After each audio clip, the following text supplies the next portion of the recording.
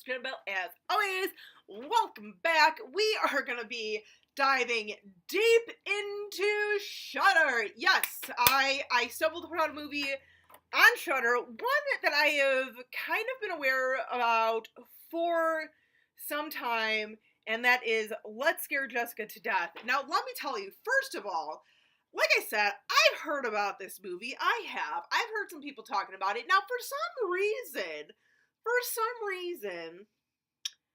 Jenna's little brain over here was thinking this was a little bit more of a modern movie, meaning probably like 2000 or on type of newer movie. No, this actually came out in 1971, man. So, but,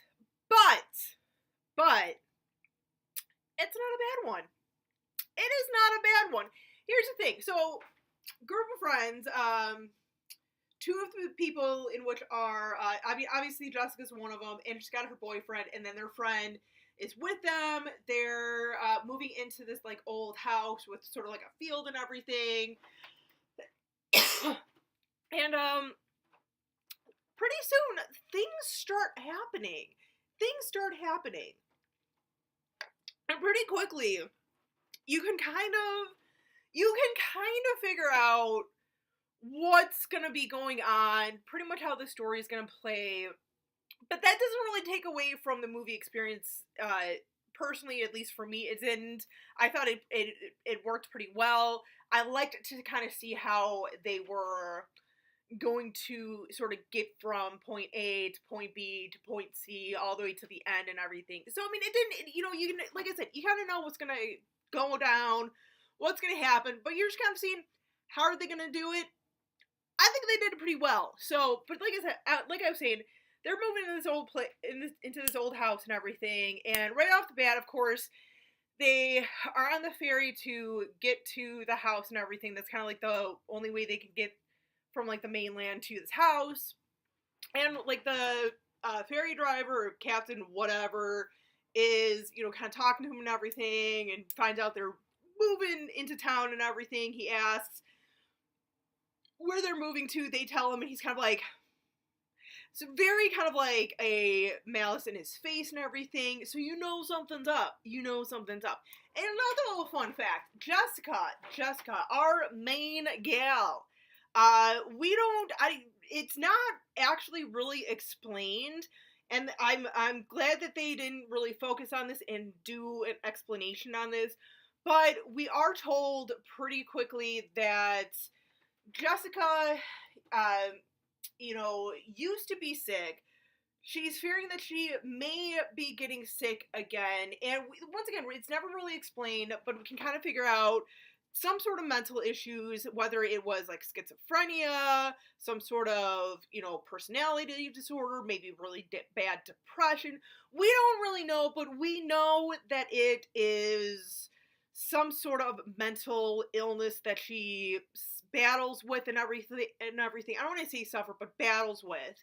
And that's another thing that I like, that they didn't, that was part of the story, but they didn't make it the total focal point, like they do with, like, today's movies, because I feel like we see that a lot these days, but it's not really executed. In this, I feel like it's executed pretty well, because like I said, it's not like the main focal point, but, like, you hear Jessica's thoughts, you hear maybe someone talking to Jessica, you're not really sure if maybe it's part of her psyche, maybe a ghost that could be haunting the house and stuff, but, it's sort of like a character unto itself, but it's done effectively. It's not so overly used, so overly burdened where you're just like, ugh. I feel like it's used just enough. And like I said, I feel like it's not totally like the focal point, but it kind of is. Like, if you get my drift, if you watch, you kind of see, like, okay, so it's part of it, part of the storyline, but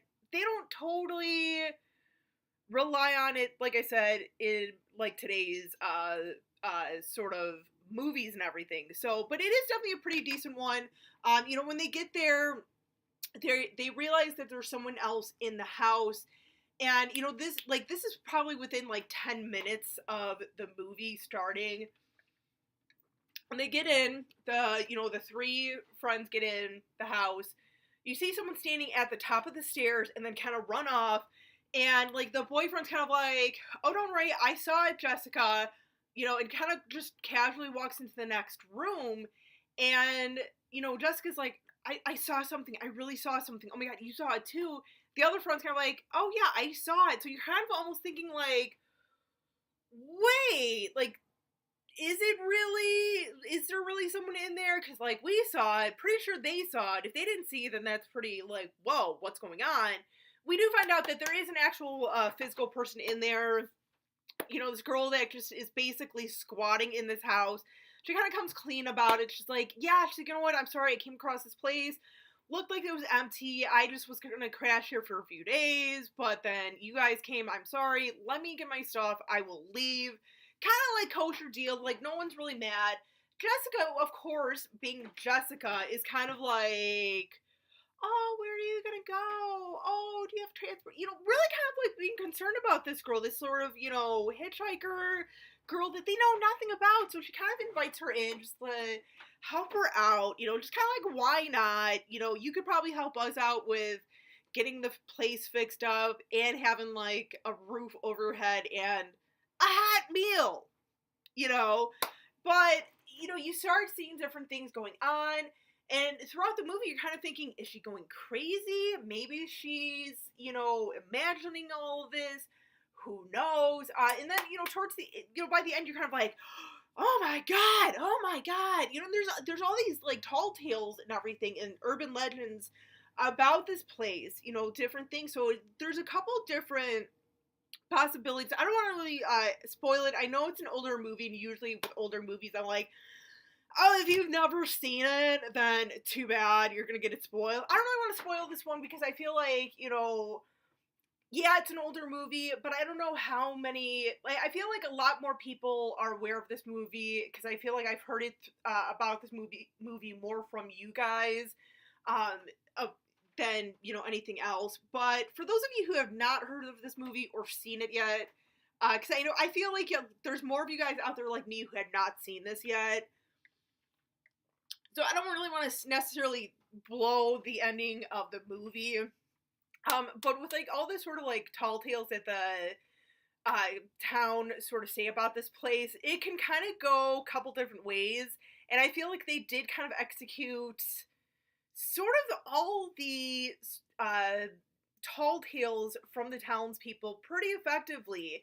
And I feel like at the end, you're still kind of like, you kind of are left to make your own decision on if this girl actually survives or not of this whole, like, ordeal and everything. So that's another thing. That's kind of like all I'll say about the ending, because I don't want to say too much. I think some people will definitely kind of watch this and be like, dude, oh my God, that's so stupid. Just because it is such an older movie and it's easy to kind of forget. Because like I said, this came out in 1971.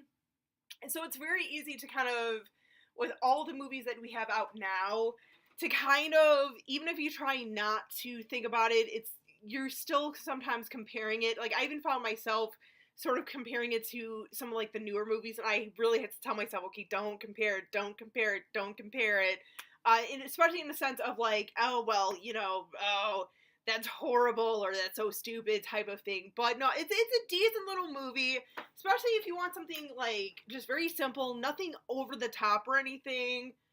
Definitely check out Let's Scare Jessica to Death. So let me know in the comments, you guys, what you think about this movie, if you've seen it. I know quite a few of you have. Like I said, it is on Shudder right now. Definitely check it out. Till next time, as always, stay creepy, classy, and a little bit sassy.